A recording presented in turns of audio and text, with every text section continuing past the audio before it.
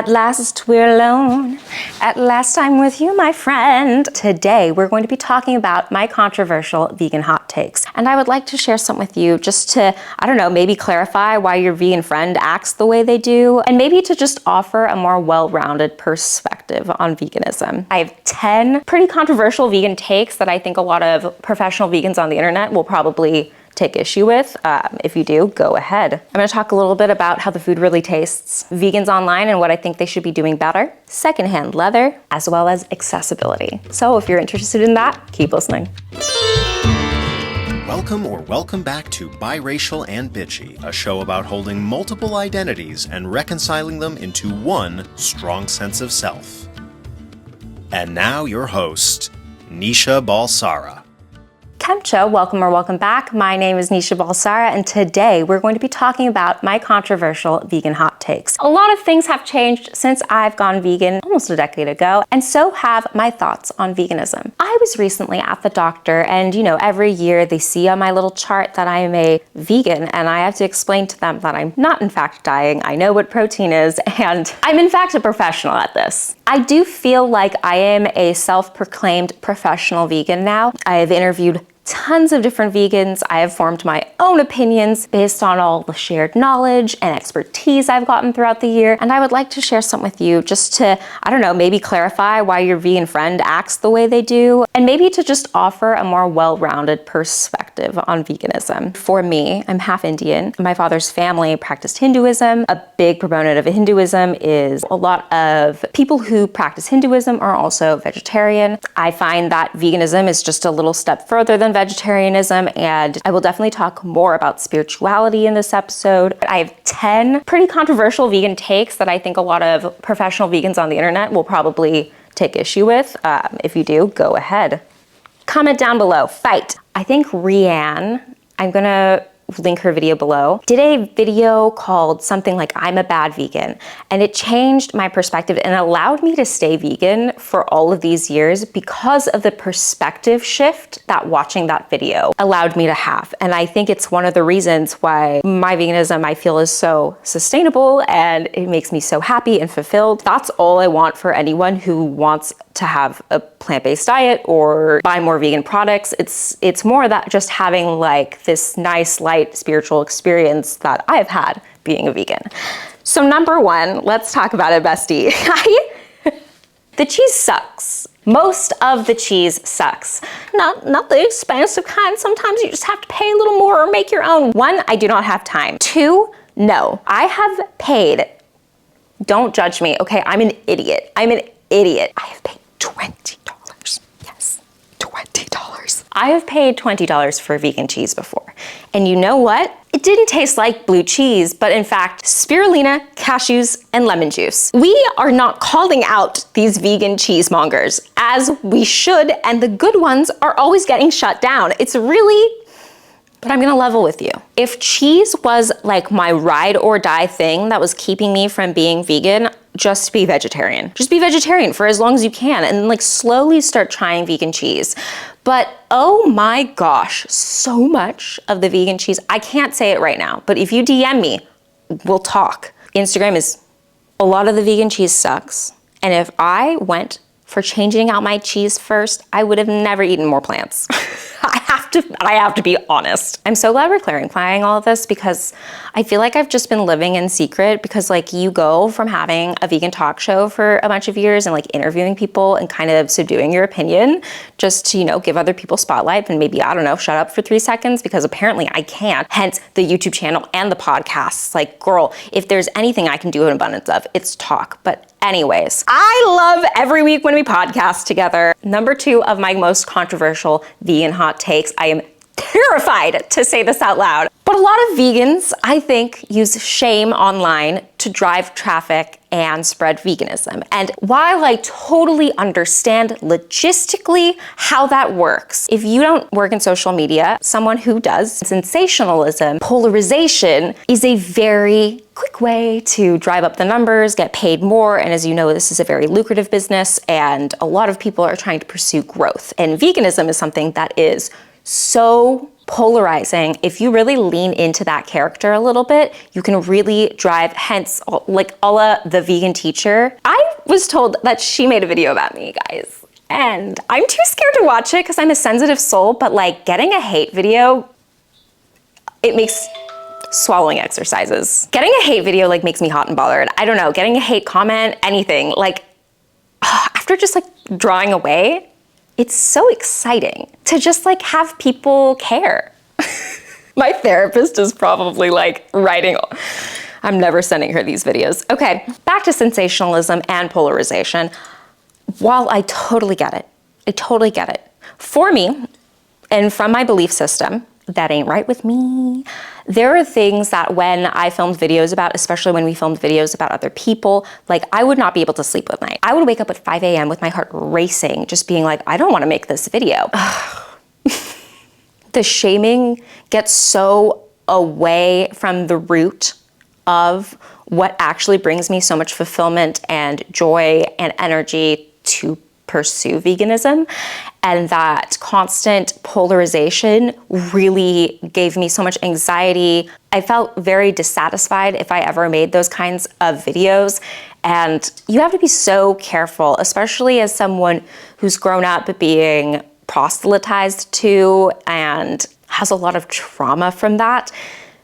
There's a way to spread information that doesn't hurt or manipulate the general public. And I think using shame, oh my gosh, especially like, you know, the people who are the loudest in the comments talking about shiz to people who don't even actually care about ever going vegan, or are like making these grand sweeping claims about vegans just to get clicks, just to get like, this is one of the reasons that I really don't like the platform of TikTok. I feel like it's playing the slots. I feel like you put all this effort into something and you drop it into the algorithm and it's not really gonna blow up unless it's controversial or polarizing or someone takes a hot take. And then now we have all these content creators who don't really offer value, but they offer sensationalism. So a lot of people, vegan or not, are making these sweeping accusations, getting lots of ears. And while I get the conceptual, like intellectual, we're getting a lot of eyes on veganism, I can distance myself and agree that it's just not something that I think will inevitably bring someone who is similar to me lots of fulfillment or, I don't know, happy vegans. Y'all know what I'm talking about. Y'all know what I'm talking about. Don't even pretend like I have to explain this any longer. 3, I don't do this for the animals fully. I don't think you have to do it for the animals. I think one of the best, most longevity giving aspects of veganism was when I started tying it to my own spirituality and how it made me feel closer to my culture, myself, source, God, spirit, whatever you call it, the sense or just overall sense to aspire to do good. There's a reason that spirituality is so impactful on our mental health. I'm gonna link an episode that Rainn Wilson and Rich Roll did about taking the spirituality out of the religion in order to heal. It's really cool. That being said, veganism is the pursuit of good. And then one thing we have to remember from spirituality is that the pursuit of good is good itself, not the perfection and the imperfection. Human beings are imperfect. Our world is imperfect. Our world is unvegan. To aspire to do good, to aspire to leave animals off your plate, to engage in the spiritual practice of actually leaving animals off your plate is so internally fulfilling. And I think because I am Indian, I grew up around a lot of people who will either fast or be vegetarian and vegan when there are holidays, when there are certain things going on in family that we're praying for. And I see goodness so much more as like a sliding scale, and there's so many different things, and it's not so black and white. For that reason, I'm such a good little Indian girl. Oh my God, I'm so cultured. Such a shame I'm married to a white man. Okay, anyways, me just sharing like something so intimate and sacred. This is the Sri Isopanisads. The Sri Isopanisads. I always get so nervous when I pronounce stuff because English isn't my first language. And I'm half white, so take it with a grain of salt. I only heard Indian things pronounced correctly 50% of the time, so give me a break. I wanted to read you the specific passage. This is mantra 1 about the belief in vegetarianism and why from a soul perspective, it could be very fulfilling. And this is something that I think gives so much more flexibility and passion and longevity in your pursuit of veganism. So listen up, bitches. Human beings are not meant to quarrel like cats and dogs. They must be intelligent enough to realize the importance and aim of human life. The Vedic literature is meant for humanity and not for cats and dogs. This idea of there being responsibility with intelligence, with ability, with power, it goes on to talk about how cats and dogs are meant to kill animals for food, but the standard for human life is different. There's this idea of how animals adhere to the laws of nature, but we as the intelligent, powerful being adhere to morality and to goodness and to aspire to be good and whole and humble, you know, all those good things. We have that power, and without goodness and aspiration to be good, we all know with great power comes great responsibility. Am I right, Spider-Man fans? You know what it feels like to do a good deed, and that's what veganism feels like. It also goes on to say that the vegetarians should remain humble. It says, it's wrong, however, to think that simply by becoming a vegetarian, one can transgress the laws of nature.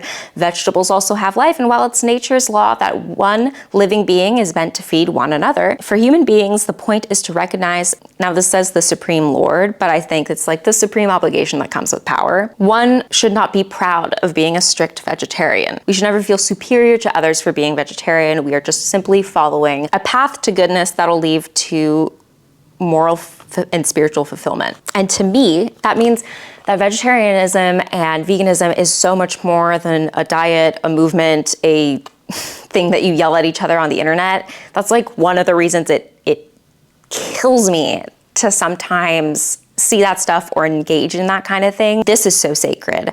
And the act of being vegan and practicing veganism is so sacred. And it is just between me and like the universe, me and my own soul, me and the knowledge that I have intelligence and power and authority as a human being, as someone with privilege and access to be humble when you engage in this, but also to always aspire to, with the equal amount of power, I give back in an opposite amount of selflessness. All this to say, for me, being vegan is like when you put a quarter in someone whose meter is about to run out so they don't get a ticket. Is that illegal? Veganism is illegal and highly effective. Veganism is just a humble act that you engage in for self-soul satisfaction, much like spirituality. If you want to read this, I'll link it below, but I got this in memory of my uncle and I wanted to share it. Let's talk about pets. This one's a short and sweet one. I think that if you have a pet, hopefully you're adopting your pet, I think that you become their guardian. You're taking them out of this horrible situation, you bring them into your home, you are obligated to care for that. I was about to say child. Sprout is my child. My dog is my child. Whew, he's doing so much better now, by the way. My dog eats a majority of a vegan diet because he is allergic to literally everything. But I think that if you have a pet, no matter what it needs to eat, you need to feed it. I think you have to feed it what it'll eat, what is good for its body, and that's between you, your family, and the vet. And that's that. I don't think everyone should be like the way people freak out in comments over people's pets not being vegan gives me the ick. Like, can we please stop doing that? It is so embarrassing. And that's that. You know what else I think is flippin' embarrassing? Medications. I have had countless DMs about people trying to get a medication that they desperately need without a gelatin capsule for weeks and being sicker and sicker because they can't find the alternative, but they know it exists, but it's just not in stock. Just take it. Just take it. Take the medicine. Don't die. Take the medicine. Take it. That's it. That's all I have to say about that. It doesn't apply to medicine. Oh my gosh. Like should I talk about this? You know, have you ever had that friend or like, I don't know, you follow one of those vegans that are like, this is a good alternative to, you know, like that's all they talk about. And you're just like, listen, when I am out in the wilderness of the world, when I need an acetaminophen, I'm not gonna be like, does anyone have a non-gelatin coated acetaminophen for my endometriosis? I'm just gonna take whatever a stranger offers me in their pocket. You know what I mean. Gosh. Okay, this has been making its rounds in the vegan community lately, and I have been wanting to throw my hat in the race. Secondhand everything over new vegan anything. I don't care. I don't care. There's some people who are like, actually, every time I wear these shoes, they remind me of the leather that came from the cow and I can feel their spirit. Listen, super. I don't feel their spirit. You know what I feel when I put on a shoe that I've had for 10 years? My shoe that I've had for 10 years. I am never thinking about the textiles. I'm never thinking about them. If I'm gonna go pop some tags at my local thrift store, I'm not gonna be like, oh, is this leather? Is this real silk? Is this real wool? I am just gonna go in, it's secondhand. Have you been to a real secondhand? Do you know how much excess clothing? Like, people buy everything new and it's just clogging up our whole entire ecosystem. Just please, please, if you're not the vegan who like feels their spiritual feeling, which I'm not making fun of, but I just like, I don't understand it. I do have a but for this. I have watched a lot of people who wouldn't buy leather start engaging in like luxury secondhand. And like, yes, if you want a really good quality bag or shoe, like buying a luxury item like Chanel, Dior, Louis Vuitton, like, you know, I understand. I understand. The ick that I get is when people buy new things secondhand that people can still get brand new, and then they have a huge platform and they like promote that. That's less veganism icks and more like capitalism icks. I'm like, listen, honey, like these are all new cows. People will shop a little luxury, and I'm just like, there's a certain ick when it's like overconsumption-y and less like, I'm investing in a good quality piece because it's beautiful. You know what I mean? Repair your clothes, wear them all the time, and don't murder other vegans for having a secondhand freaking like wool rug. Some of y'all may have rug money. Number 7 is one I discuss with my offline vegan friends all the time. Being a perfect vegan will drive you bananas and into a type of shame spiral that can either result in you completely hating yourself and having the lowest self-esteem ever, or not being vegan anymore. There are so many vegans that are still out there pushing shame, and while I get it, I don't think it is the most healthy thing for longevity. Say you're on a flight, you get a piece of bread, you don't know what's in it, but you're hungry, you eat the piece of bread. Being perfect is just not the vibe. Like, it is so, the absolute lack of context in the vegan community when we're like teaching people how to be vegan, like the whole thing, if I could scream it from the rooftops, one thing that all vegans need is to just like chill. It's okay. It's okay. Like, okay. You're doing your best, buddy. You're doing your best, buddy. Number 8. I literally don't care if you're vegan. There's a hair. I literally don't care if you're vegan. And I don't really vibe with people who care that much. I don't want to gossip about my friends not being vegan. I don't want to gossip about it. I've found that the more people care about other people being vegan, the more that vibe when I'm around those people is like, why are we talking about everyone else? It's a very beginner vegan vibe. It's a very like 2016 vegan vibe. And while I'm trying to bring back like 2016 Instagram, blasé, post in the moment and don't spend your time online vibe, I'm not trying to bring back 2016 veganism. I'm trying to say, can we all chill? It's a really great practice to engage with. It's a really great cause to devote time to. It is not a good tool to talk shit about other people with. Ick. Ugh. That shiz is unfulfilling. It makes you feel like crap afterwards. Don't let other vegans like peer pressure you to talk shiz and be like this.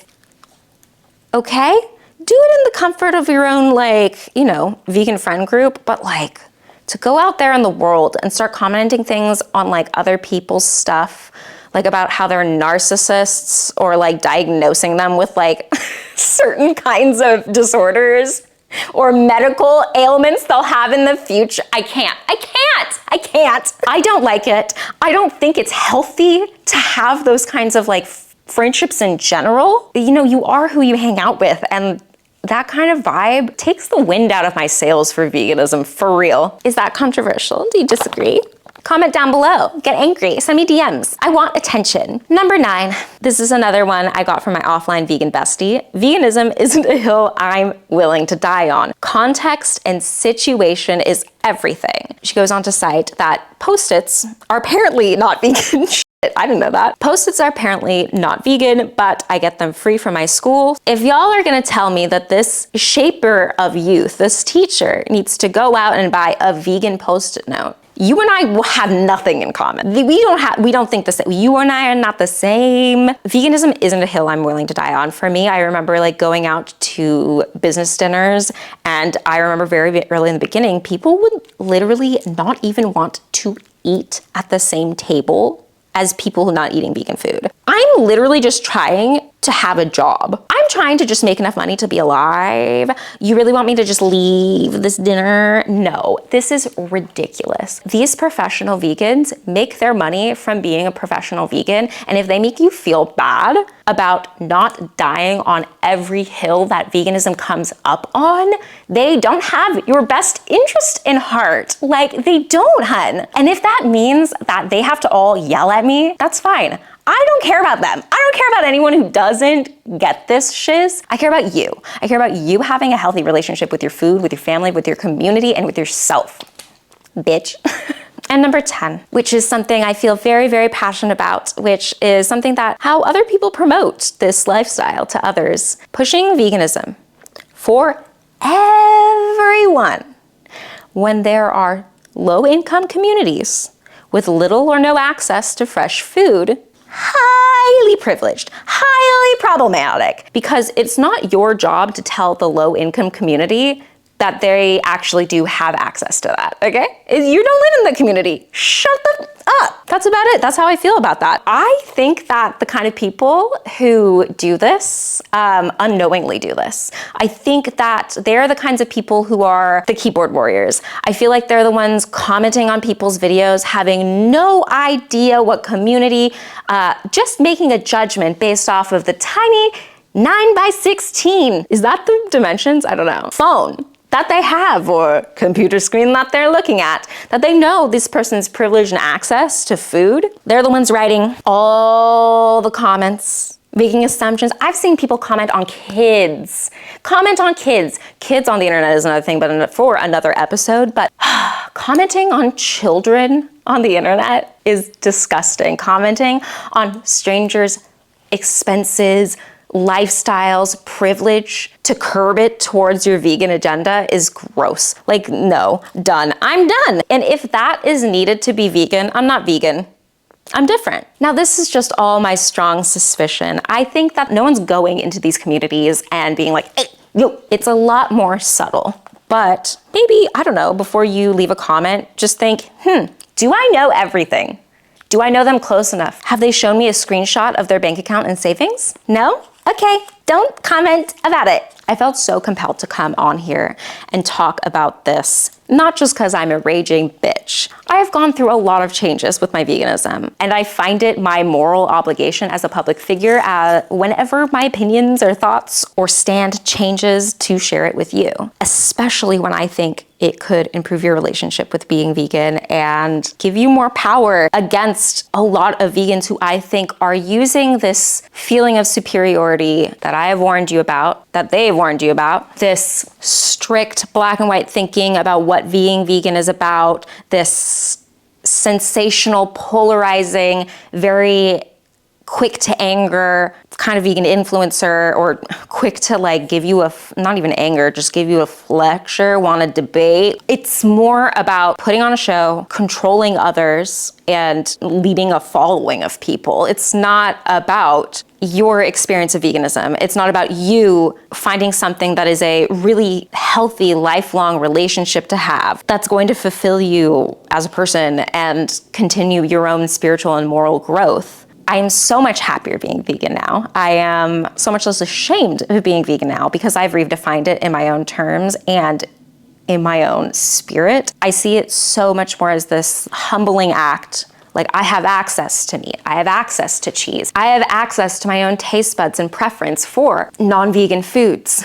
But with my privilege, I can humble myself and eat a diet that is humble and gentle and fixed in morals that'll bring me closer to spirit and improves my lifelong happiness. Again, I'm gonna plug that podcast to explain a little bit more on spirituality below. I'm not here to make you go vegan. I'm not here to make you convert to Hinduism. I'm here to maybe encourage you that the pursuit of good, whether it be veganism or anything, is so important to spread around in our society to like change things, and especially a practice that you encounter more than 3 times a day, breakfast, lunch, and dinner, and whatever many snacks you have, whenever you're out and about, to make the choice to be like, I'm gonna have a humble meal, I'm gonna have a little vegan meal, is a really beautiful thing, whether you are vegan 24/7 or on Mondays. Thank you so much for watching. I hope you enjoyed this. I had a blast recording it. Please be sure to subscribe across all platforms. It helps keep this podcast going. And please be sure to check out my other videos. We have some other videos rolling out now. And I just thank you for all the support. Love ya. Even though I don't know ya, I'm rooting for you. Bye. Thank you for listening to Biracial and Bitchy. Be sure to rate us 5 stars because remember, karma is a relaxing thought. And do a bitch a favor, share this episode with a friend. Bye!